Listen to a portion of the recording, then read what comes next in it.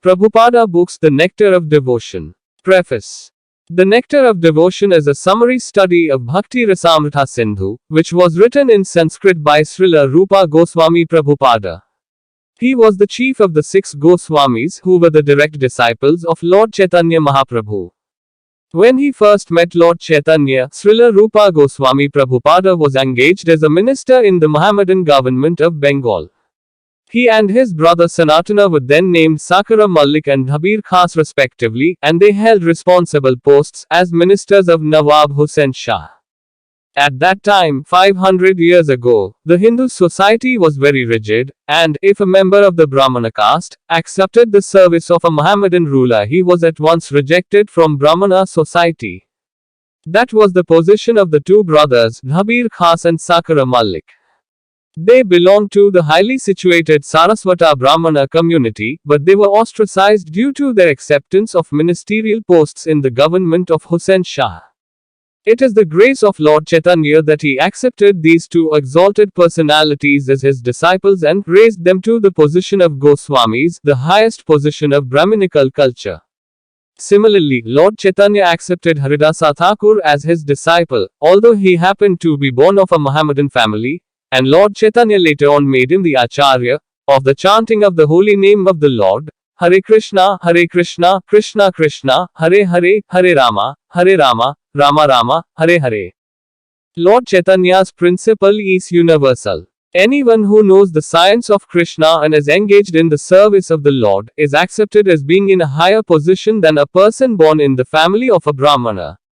That is the original principle accepted by all Vedic literatures, especially by the Bhagavad Gita and the Srimad Bhagavatam. The principle of Lord Chaitanya's movement, in educating and elevating everyone to the exalted post of a Goswami, is taught in the Nectar of Devotion.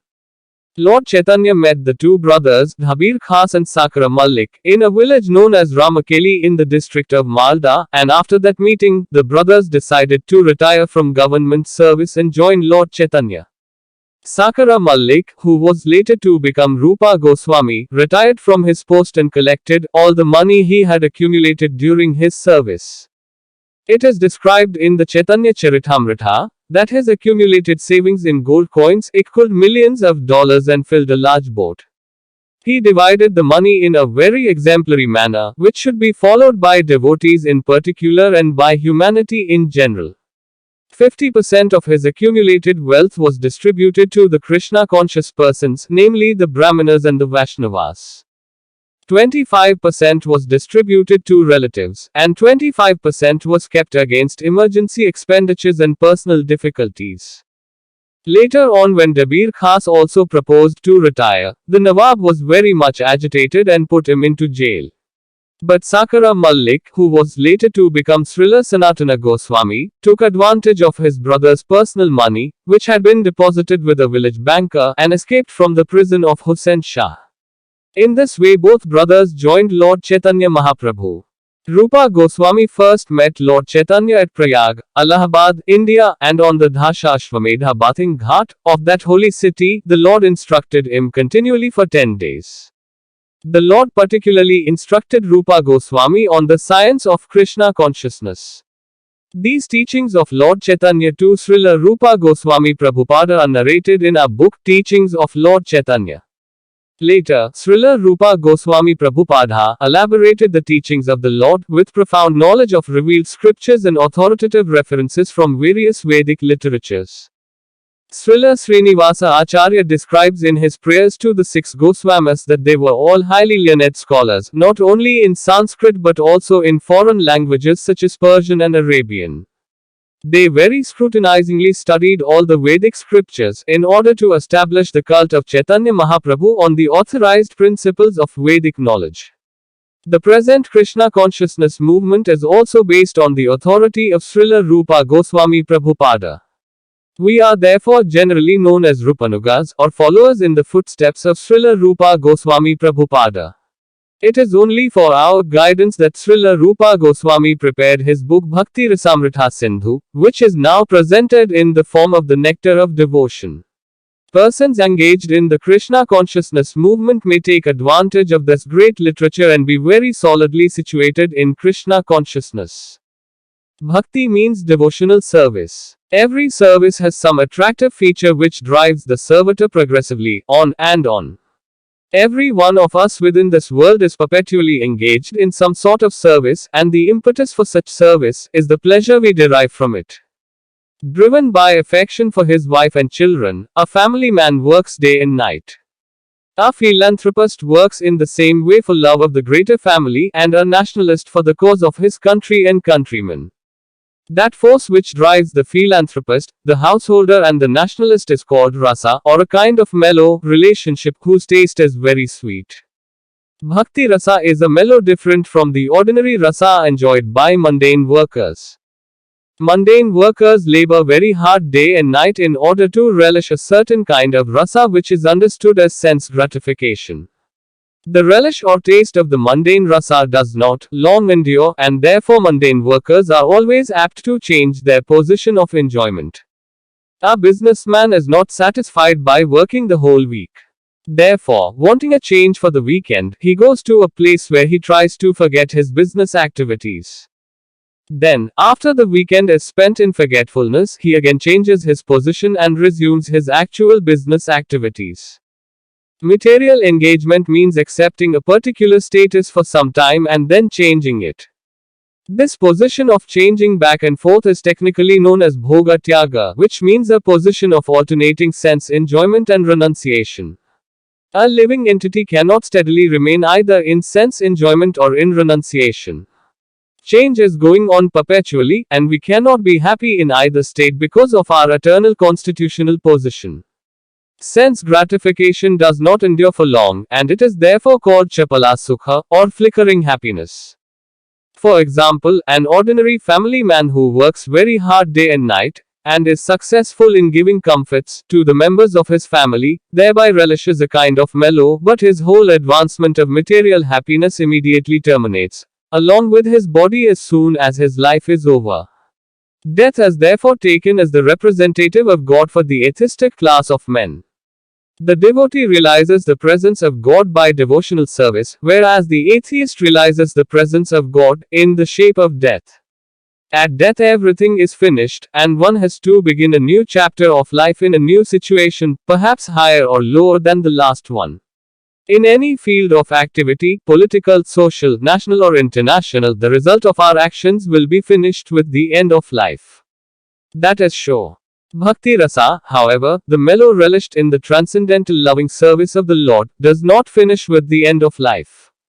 It continues perpetually and is therefore called amrita, that which does not die but exists eternally. This is confirmed in all Vedic literatures.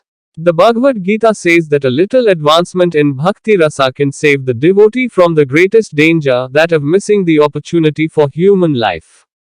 The rasas derived from our feelings in social life, in family life, or in the greater family life of altruism, philanthropism, nationalism, socialism, communism, etc., do not guarantee that one's next life will be as a human being.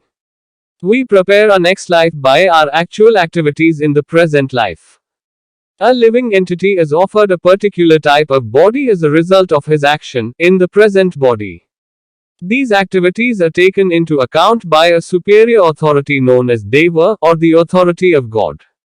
This Deva is explained in the Bhagavad Gita as the prime cause of everything, and in the Srimad Bhagavatam, it is stated that a man takes his next body by Deva Netrena, which means by the supervision of the authority of the Supreme. In an ordinary sense, Deva is explained as destiny. Deva supervision gives us a body selected from 8,400,000 forms. The choice does not depend on our selection, but is awarded to us according to our destiny. If our body at present is engaged in the activities of Krishna consciousness, then it is guaranteed that we will have at least a human body in our next life. A human being engaged in Krishna consciousness, even if unable to complete the course of Bhakti-YOGA, take birth in the higher division of human society, so that he can automatically further his advancement in Krishna consciousness. Therefore, all bona fide activities in Krishna consciousness are amrita, or permanent. This is the subject matter of the nectar of devotion. This eternal engagement in bhakti rasa can be understood by a serious student upon studying the nectar of devotion. Adoption of Bhakti Rasa or Krishna consciousness will immediately bring one to an auspicious life free from anxieties, and will bless one with transcendental existence, thus minimizing the value of liberation. Bhakti Rasa itself is sufficient to produce a feeling of liberation because it attracts the attention of the Supreme Lord Krishna. Generally, neophyte devotees are anxious to see Krishna or God, but God cannot be seen or known by our present materially blunt senses. The process of devotional service as it is recommended in the Nectar of Devotion will gradually elevate one from the material condition of life to the spiritual status wherein the devotee becomes purified of all designations. The senses can then become uncontaminated, being constantly in touch with Bhakti Rasa. When the purified senses are employed in the service of the Lord, one becomes situated in Bhakti Rasa life, and any action performed for the satisfaction of Krishna in this transcendental Bhakti Rasa stage of life can be relished perpetually. When one is thus engaged in devotional service, all varieties of rasas or mellows turn into eternity. In the beginning, one is trained according to the principles of regulation, under the guidance of the Acharya or spiritual master, and gradually, when one is elevated, devotional service becomes automatic, and spontaneous eagerness to serve Krishna. There are 12 kinds of rasas, as will be explained in this book, and by renovating our relationship with Krishna, in 5 primary rasas, we can live eternally in full knowledge and bliss. The basic principle of the living condition is that we have a general propensity to love someone. No one can live without loving someone else.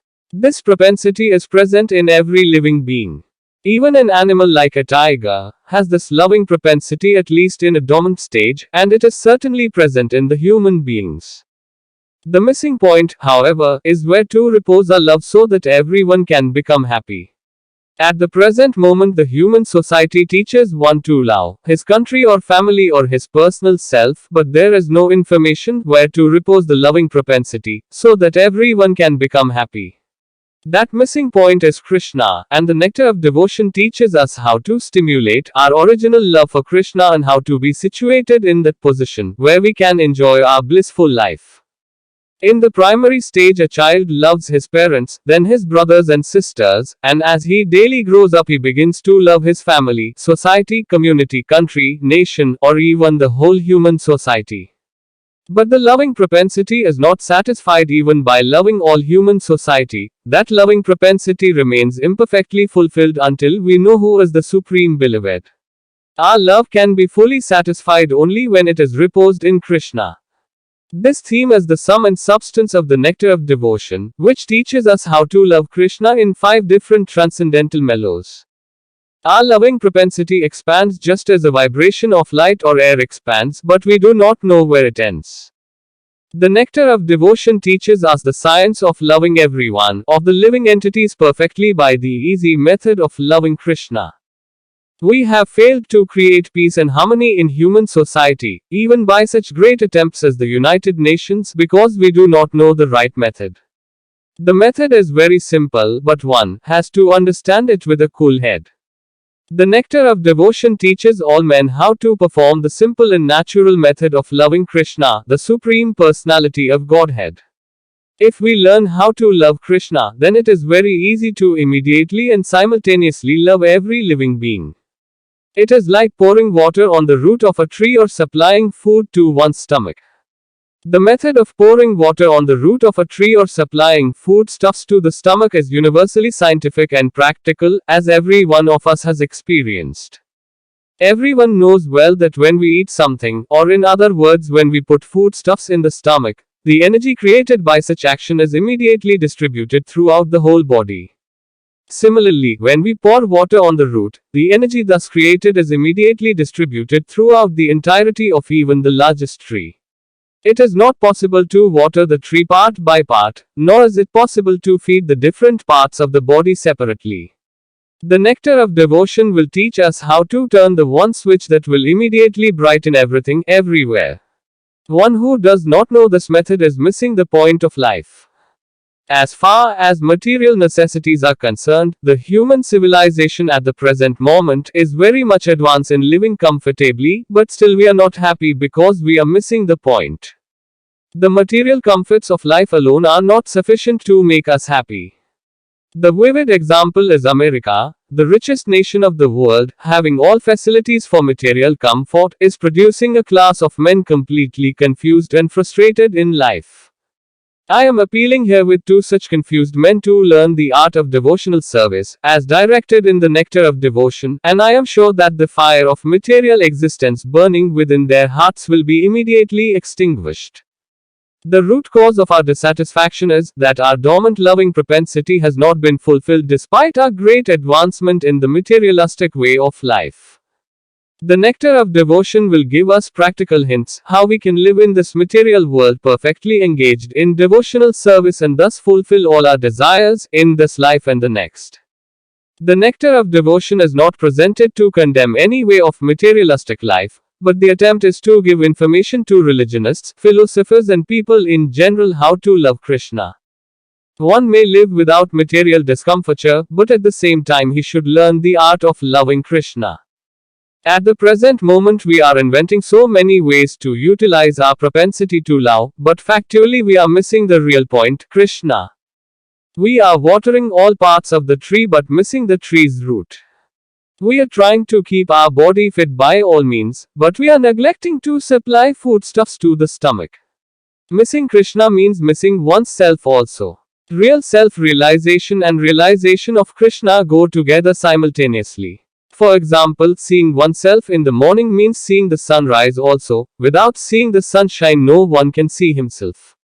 Similarly, unless one has realized Krishna, there is no question of self-realization. The Nectar of Devotion is specifically presented for persons who are now engaged in the Krishna consciousness movement.